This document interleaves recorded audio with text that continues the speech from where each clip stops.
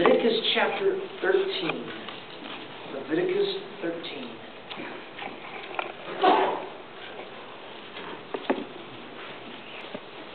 Leviticus chapter 13. If you're visiting with us, the Bible in the chair in front of you, it's on page 82 and 83. Page 82 and 83, Leviticus chapter 13.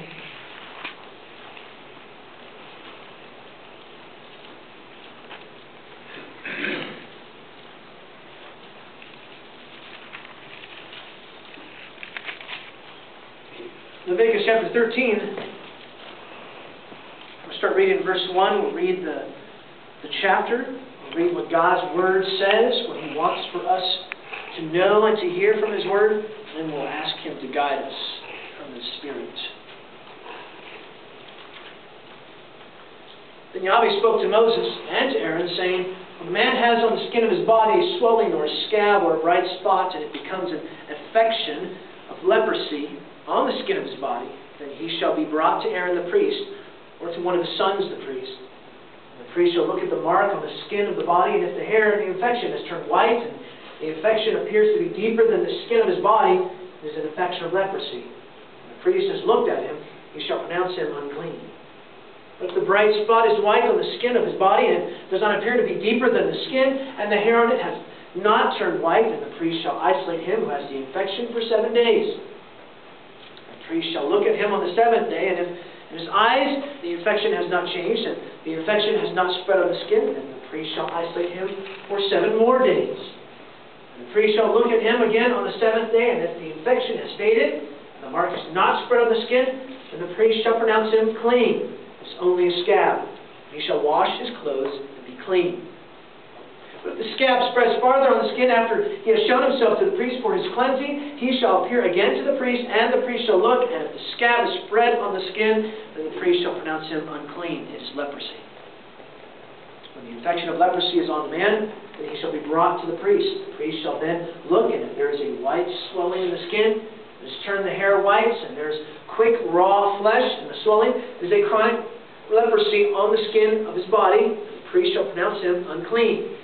He shall not isolate him, for he is unclean. If the leprosy breaks out farther on the skin, and the leprosy covers all the skin of the infection from his head, even to his feet, as far as the priest can see, the priest shall look, and behold, if the leprosy has covered all his body, he shall pronounce him clean. The infection, pronounce clean the infection, it has all turned white, and he is clean. Verse 14. But whenever raw flesh appears on him, he shall be unclean. The priest shall look at the raw flesh, and he shall pronounce him unclean. The raw flesh is unclean. It is leprosy. Or if the raw flesh turns again and is changed to white, he shall come to the priest. And the priest shall look at him, and behold, if the infection is turned to white, then the priest shall pronounce clean the infection. He is clean. When the body has a boil on its skin, and it is healed, and in the place of the boil there is a white swelling or a reddish white bright spot, then it shall be shown to the priest. The priest shall look, and behold, if it appears to be lower than the skin, and the hair on it has turned white, then the priest shall pronounce him unclean. It is the infection of leprosy. It has broken out in the boil. But if the priest looks at it, and behold, there are no white hairs in it, it is not lower than the skin, and is faded, then the priest shall isolate him for 7 days. And if it spreads farther on the skin, then the priest shall pronounce him unclean. It is an infection. But if the bright spot remains in its place and does not spread, it is only the scar of the boil, and the priest shall pronounce him clean. Or, verse 24, if the body sustains in its skin a burn by fire, and the raw flesh of the burn becomes a bright spot, reddish white or white, then the priest shall look at it, and if the hair of the bright spot is turned white, it appears to be deeper than the skin, it is leprosy. It is broken out in the burn. Therefore the priest shall pronounce him unclean. It is an infection of leprosy. But if the priest looks at it, and indeed there is no white hair in the bright spot, and it is no deeper than the skin, but is dim, then the priest shall isolate him for 7 days. And the priest shall look on him on the 7th day, and it spreads farther in the skin, and the priest shall pronounce him unclean. It is an infection of leprosy. But if the bright spot remains in its place and has not spread the skin, but is dim, it is a swelling from the burn, and the priest shall pronounce him clean. It is only the scar of the burn. If a man or woman has an infection on the head or on the beard, then the priest shall look at the infection. If it appears to be deeper than the skin, and there is thin, yellowish hair on it, then the priest shall pronounce him unclean. It is a scale. It is leprosy of the head or of the beard. But if the priest looks at the infection of the scale, and indeed it appears to be no deeper than the skin, and there's no black hair in it, then the priest shall isolate with the scaly infection for 7 days. And on the 7th day, the priest shall look at the infection. If the scale has not spread and no yellowish hair has grown in it, and the appearance of the scale is no deeper than the skin, then he shall shave himself. He shall not shave the scale. And the priest shall isolate the person with the scale 7 more days. And on the 7th day, the priest shall look at the scale, and the scale has not spread in the skin, and it appears to be no deeper than the skin. The priest shall pronounce him clean. He shall wash his clothes and be clean. But if the scale spreads farther in the skin after his cleansing, then the priest shall look at him, and if the scale has spread in the skin, the priest need not seek for the yellowish hair. He is unclean. If in his side the scale has remained, however, the black hair has grown in it, the scale has healed, he is clean, and the priest shall pronounce him clean. Verse 38, and when a man or a woman has bright spots on the skin of the body, bright spots, then the priest shall look, and if the bright spots on the skin of his bodies are faint white, it is eczema that is broken out in the skin. He is clean. Now if a man loses a hair of his head, he is bald. He is clean.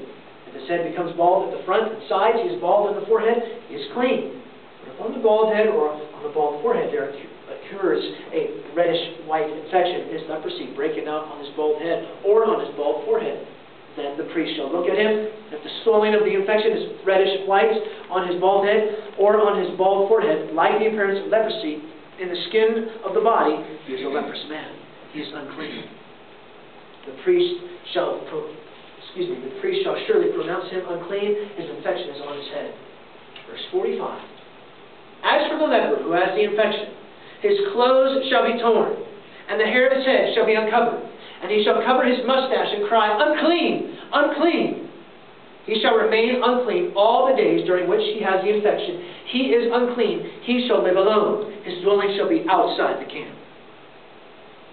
When a garment has a mark of leprosy in it, whether it is a wool garment or linen garment, whether it is or wool of linen or of wool, whether in leather or in any article made of leather, if the mark is greenish or reddish in the garment, or in the leather, or in the warp, or in the wool, or in any article of leather, is a leprous mark, and shall be shown to the priest. Then the priest shall look at the mark, and shall quarantine the article with the mark for 7 days. He shall then look at the mark on the 7th day. If the mark has spread the garment, whether in the warp or the purpose, or in the woof, or in the leather, whatever the purpose for which the leather is used, the mark is a leprous malignancy. It is unclean.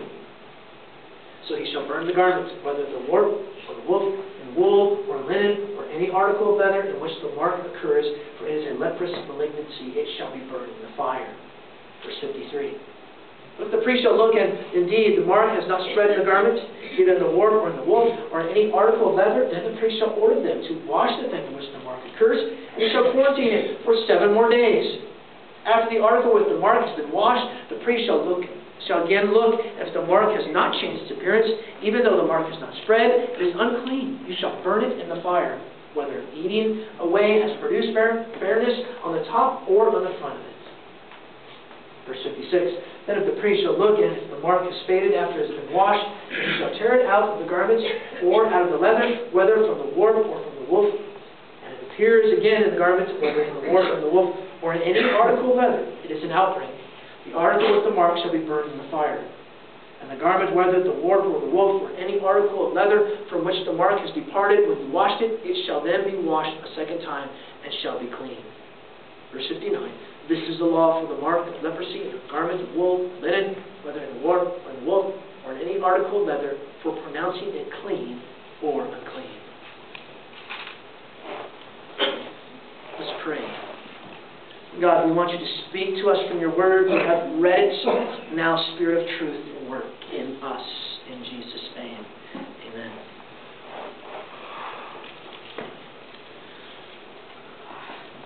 Tattoos. Tattoos, especially among young people, are on the rise. I was just browsing through on the internet. One telephone survey, you can go on to Wikipedia, they did a telephone survey. They found that 36% of Americans ages 18 to 25, I don't know how old the survey was.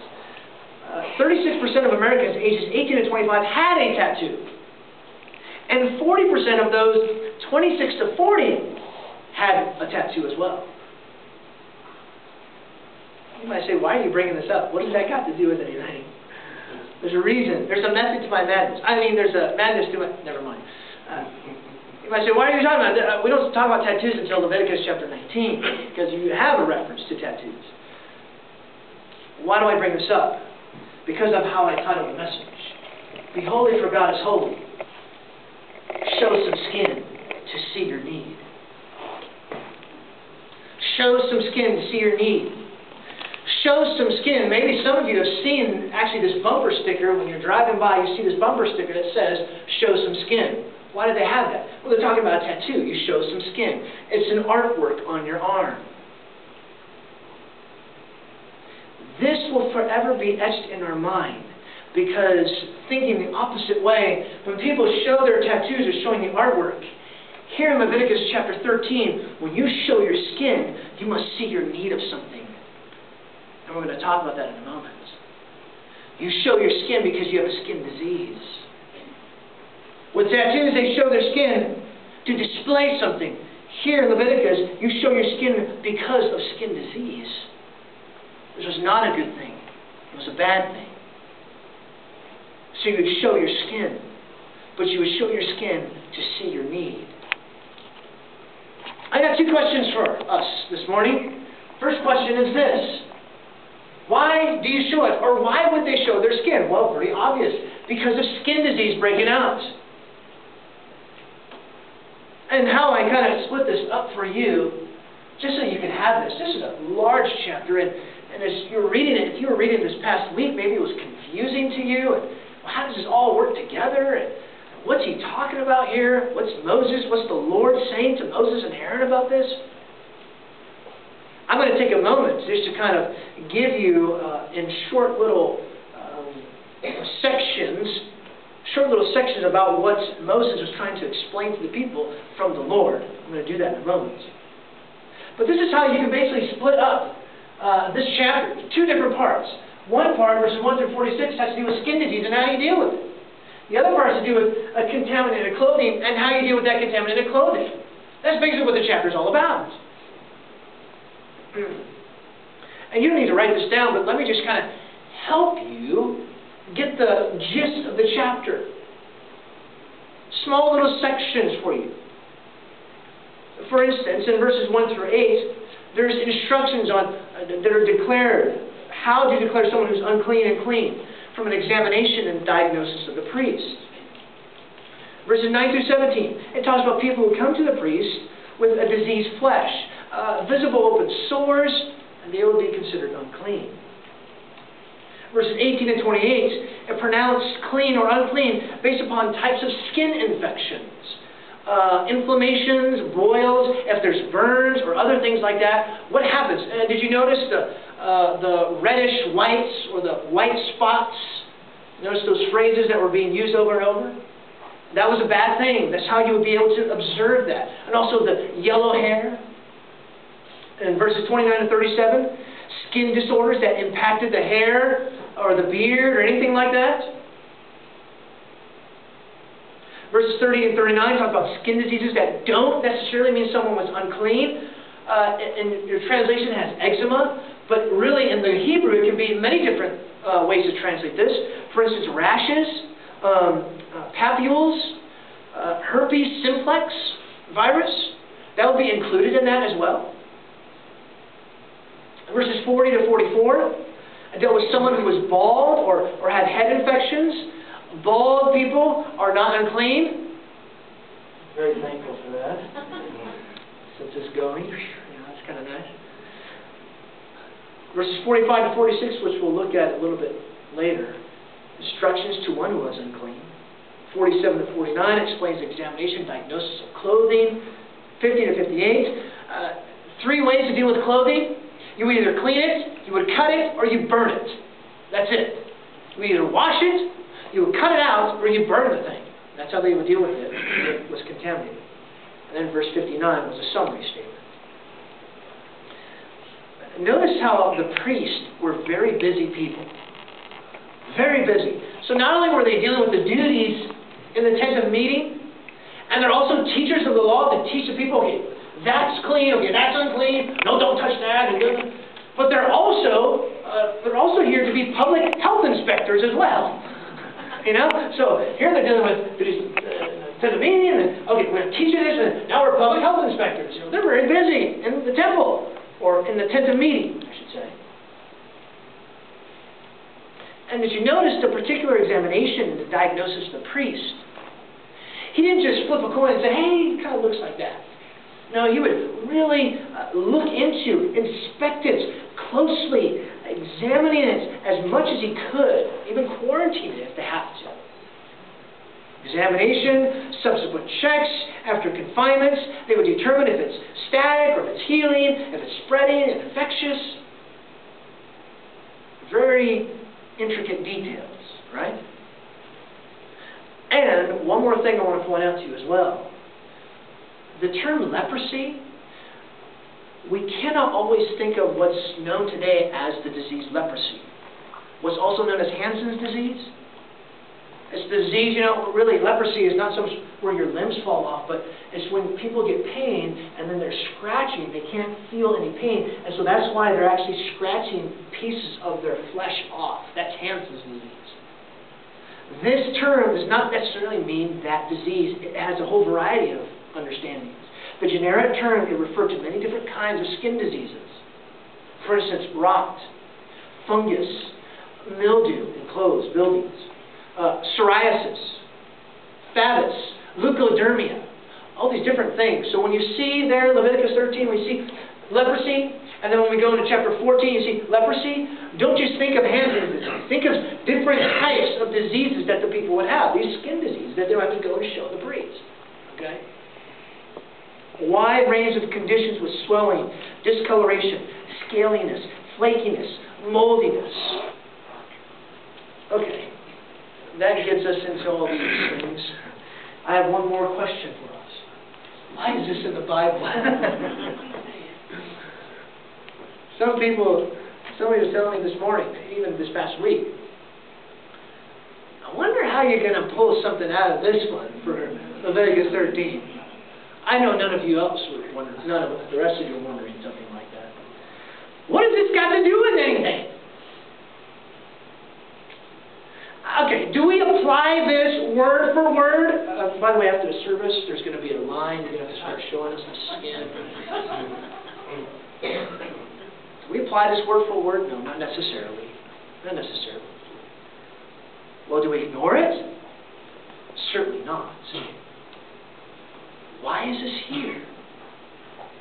Remember, the law is the schoolmaster to lead us to Christ. Remember what Leviticus is doing? What's it doing? It's pointing us to Messiah. It's pointing us to Christ. It's pointing us to what's going to happen. That's what Leviticus is doing. The main interest in the text, it's not medical.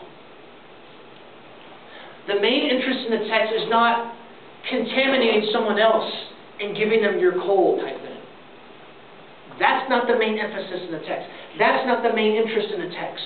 The main interest in the text is ritual purity. Or I should say ritual impurity. Why is this in the Bible?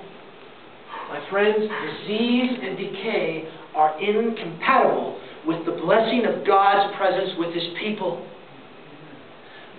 Remember, that's the whole focus of Leviticus. God is holy. How do you maintain that holiness? Especially when people got all these things on them. How do you maintain that? How do you keep that? One thing that's trying to be pointed out here in this text is disease and decay. They are incompatible with the blessing of God's presence with His people. And that's why I have, as the part of our title, to see our need. Show your skin to see your need. Every time they would show their skin, every time they would display their skin to the priest, it should remind them of their need. It reminds us that we live in a fallen world. We live in a fallen world because all disease, all sickness is indirectly the result of the fall, the result of sin. Thus, disease and decay are pictures of sin. The skin disease is a picture of sin. So every time you show yourself to the priest, the skin on my head, the skin on my ears, the skin on my neck, on my back, you're showing it to the priest. You're reminded that you live in a fallen world. You're reminded of your need. You're reminded of your sin. And you're reminded of the holiness of God.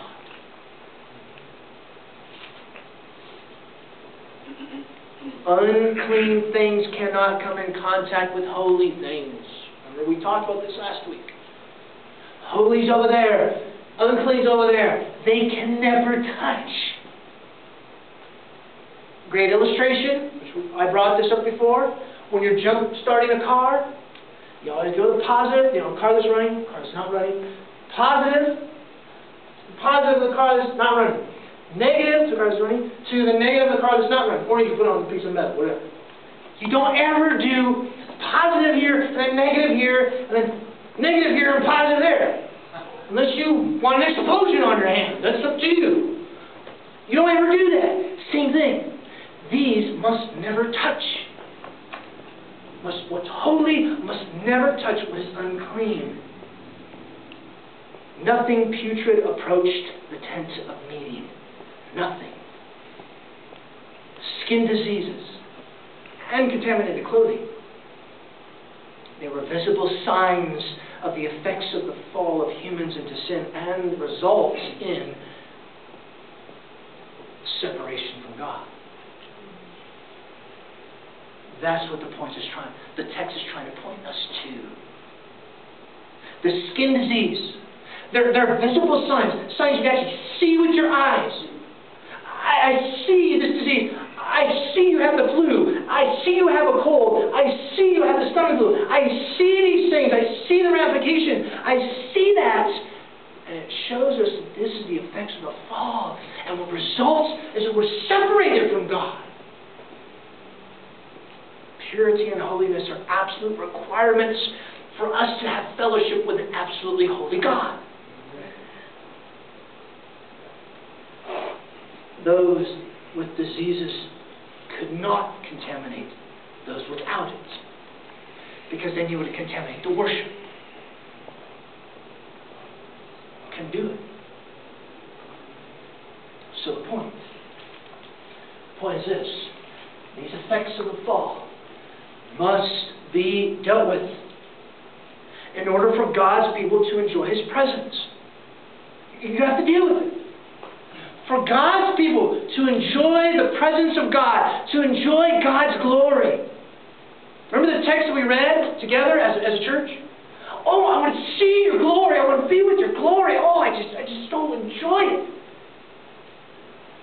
That's the point of the text. These effects of the fall, they must be dealt with. The greatest blessing in the world, was to be with God's people. To be in God's house, to worship the one true living God, to enjoy God's glory. That's the greatest blessing. The greatest.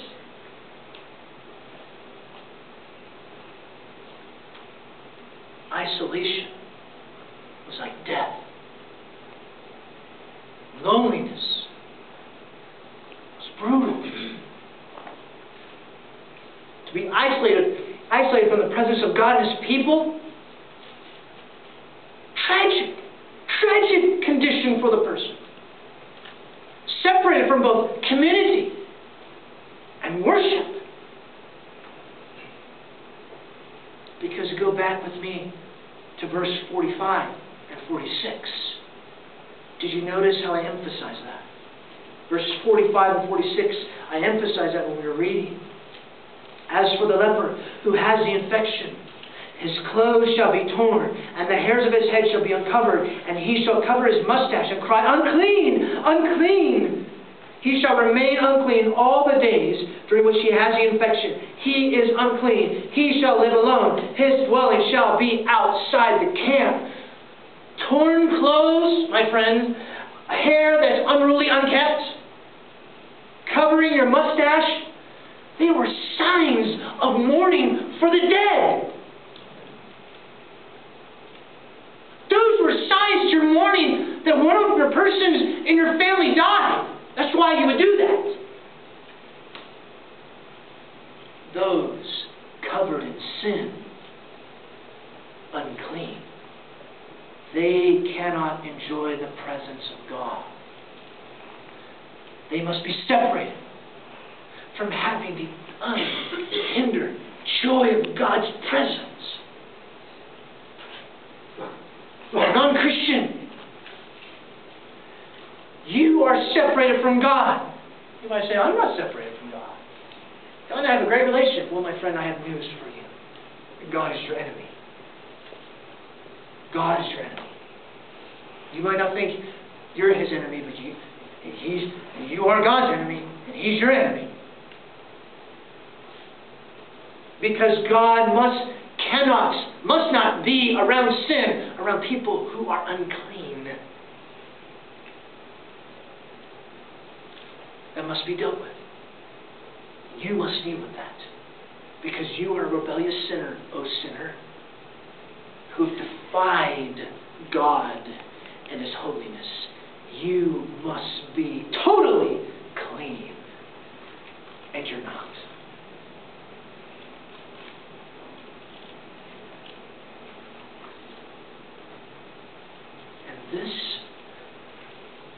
Imagine this. This will be a constant reminder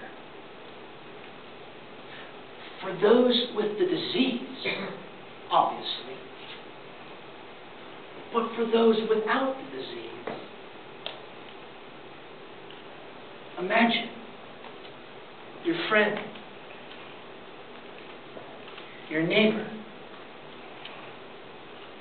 your uncle, your aunt, your son, your daughter,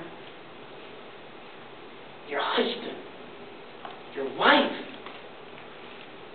What if they get the disease? What happens? They're outside the camp. They're separated from you. Now do you feel this? Do you feel the weight of this passage? See, we read this and, oh, wow, this is so long. Now put yourself in that time frame. Put yourself in the ancient Near East. Put yourself in this time frame where your wife gets this disease, your son, your loved one gets the disease, and you never see him anymore. They're outside the camp. Now that becomes real, huh? My friends, the greatest curse was to be away from enjoying God's glory together with his people. That was the greatest curse. To be segregated, separated, withdrawn. You're away. You're isolated now. That was the greatest curse. Nobody wanted that.